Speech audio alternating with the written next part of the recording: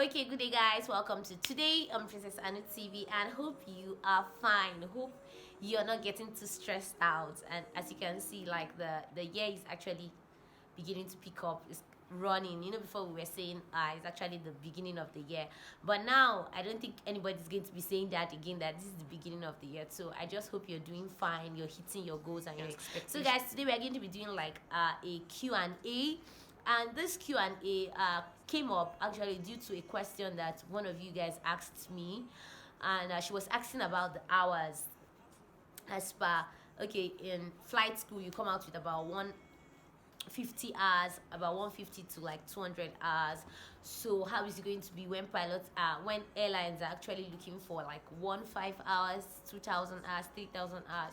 So these are part of things I want us to be discussing. Not just that, I actually wrote like an outline based on some things she actually raised, and how to gain hours like in Nigeria, if you're in Nigeria or generally, and do airlines accept people with a certain amount of hours? We're going to be discussing that, and applying for jobs with your CPL, both in Nigeria and outside Nigeria. We're going to be discussing that, and what kind of gives you an edge.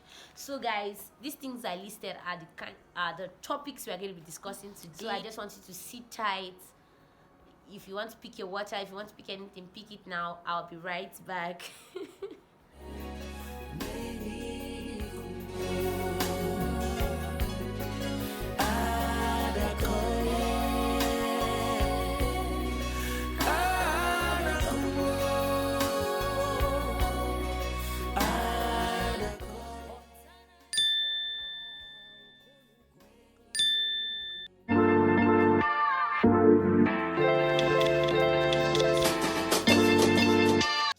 Welcome back, guys, and if you're new to this channel, this is Princess Anu-TV, and as you know, or if you're new, like I said, we talk about aviation, motivation, and adventure. And if you've not subscribed, please click on the subscribe button and click on that bell so that if I post any video, you'll be able to see it. And also, because I want the channel to grow, that's why I'm asking you to subscribe. So, guys, like I said, we have an outline. We are going to be dealing with everything that I've talked about previously, one after the other, and I would like to first start with how to gain hours. We all know, or you might not know, as per an aspiring pilot or an aspiring aviator, or in that clique, when you actually come to flight school, you start with 0 hours. Obviously, you just start with 0. You don't have any hours at all. So when you start, you begin to gain hours, like from your flying. You fly PPL, you fly CPL.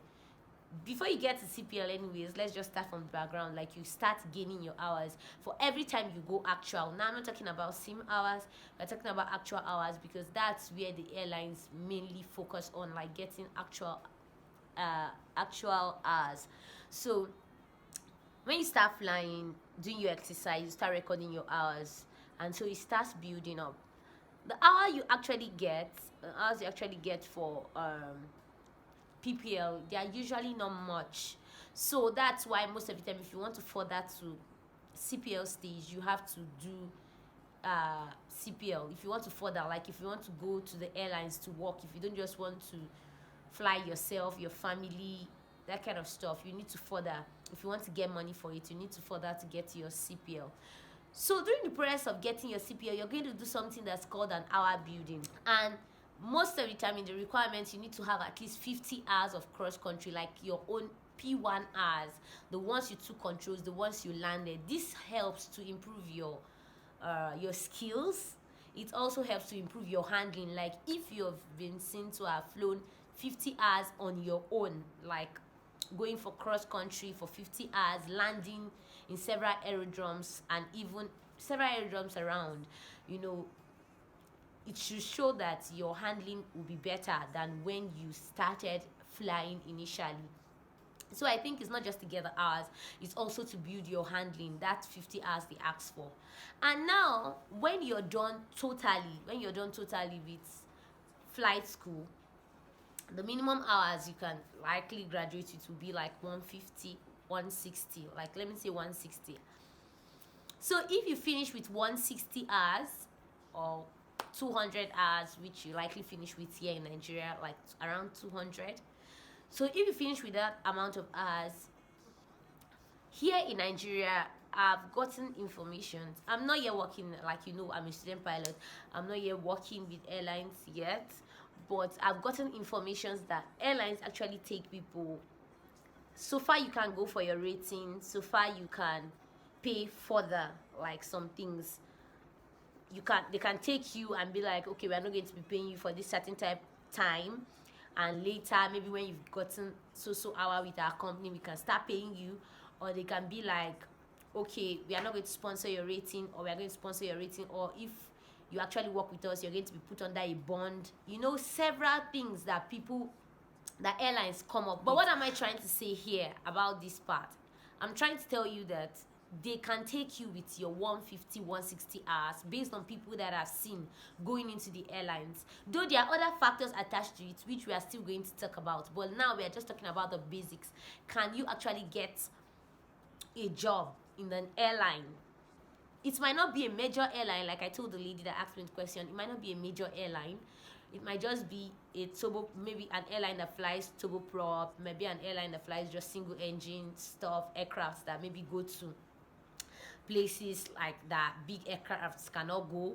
But you will definitely get a job with your 160 hours, 200 hours. That one is sure. So far you have money for rating sometimes, and the company might also decide to take you for rating, so you can also get a job like that. So don't be scared that, okay, now if I finish, how will I build my hours and all that. That's number one. Number two part is that there are also openings to build hours, but all these things has to do with money. If you say you're going to build your hours, you need a lot of money, in the sense that, like, I know NCAT, you have to pay them about some millions for you to do your hour building, maybe get an extra like 200 hours. Even if you want to go to any other flight school in Nigeria or outside Nigeria, you will need to pay them to say you're doing your hour building. Except you want to go get an instructor's rating, then maybe you're flying students and you're getting your hours. But all these things have to do with money.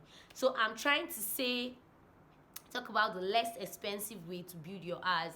You find a job with like the basic hour you have, then as you keep flying, you keep building your hours, and that is it. So that's number one stuff that we have trashed, how to gain hours here in Nigeria, and whether airlines will actually accept you with those hours. Okay, now the next thing we're going to be talking about is how to applying for jobs with your CPL. Is it possible, like just having only CPL?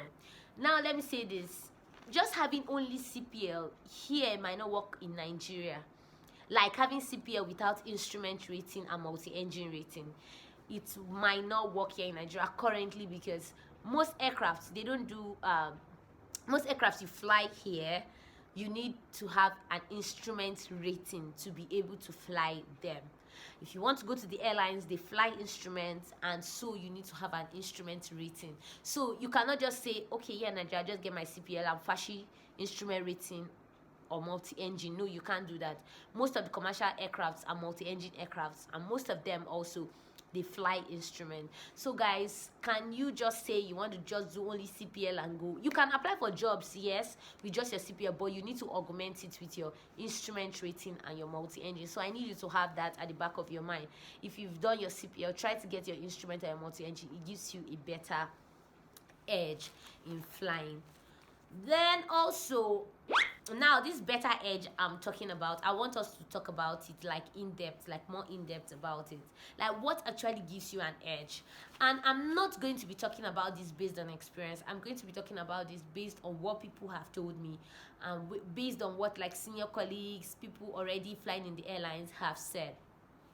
There are some things that give you a better edge while you're looking for a job, while you're looking for an airline to work with, while you're looking for any corporation to like work with.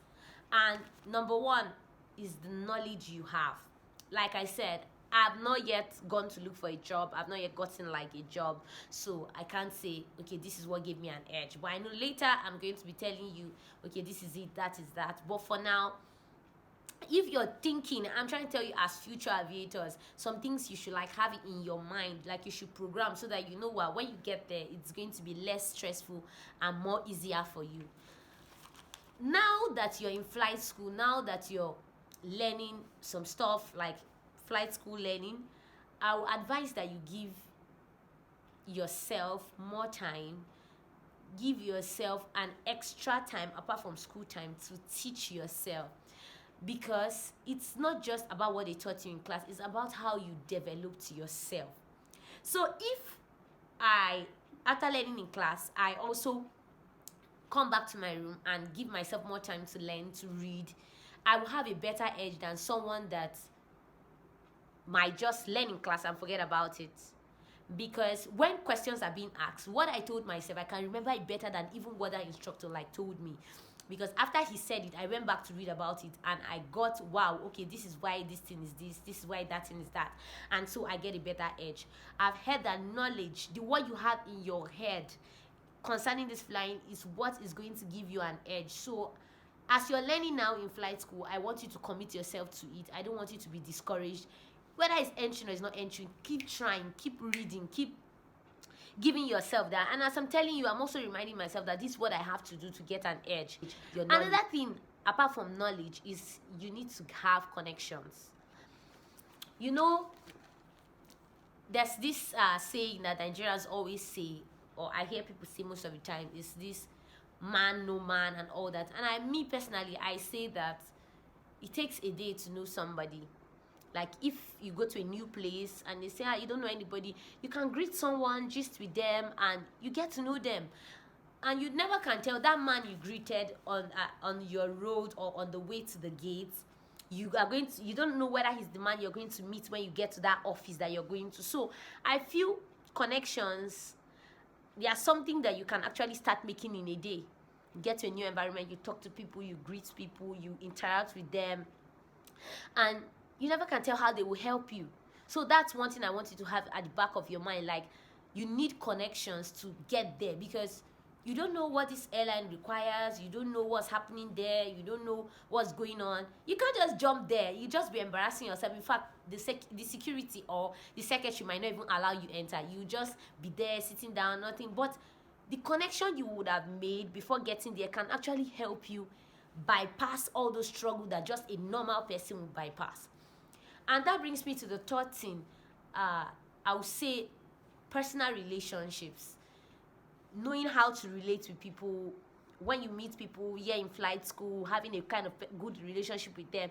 When you meet aviators outside, when you meet them online, Instagram, Facebook, LinkedIn, like having a good rapport with them can actually also help give you a better edge.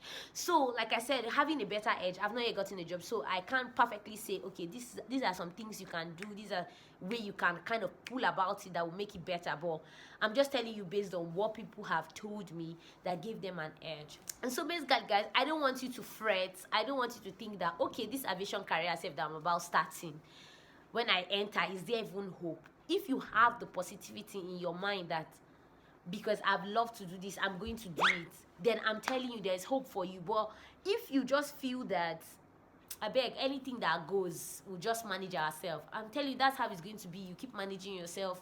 If anything comes, if it doesn't come. So don't think too much about the hours. Don't think too much. Just start. It's one step at a time.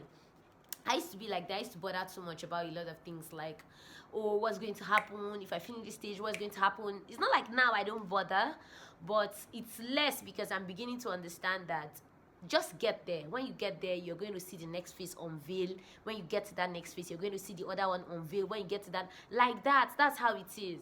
So don't just stay in your house without buying a form, without thinking of even the school, selecting the school and all that, and start bothering about whether you're going to get hours, whether you're going to get a job or not. So guys, if you have any more questions, like I said, I've been seeing your emails. Thank you very much. I'm going to be treating all those emails one after the other.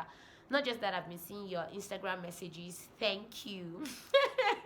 Thank you very much, guys. And keep watching Princess Anu-TV till we meet next time. And if you've not still subscribed, make sure you click on the subscribe button, guys. Bye.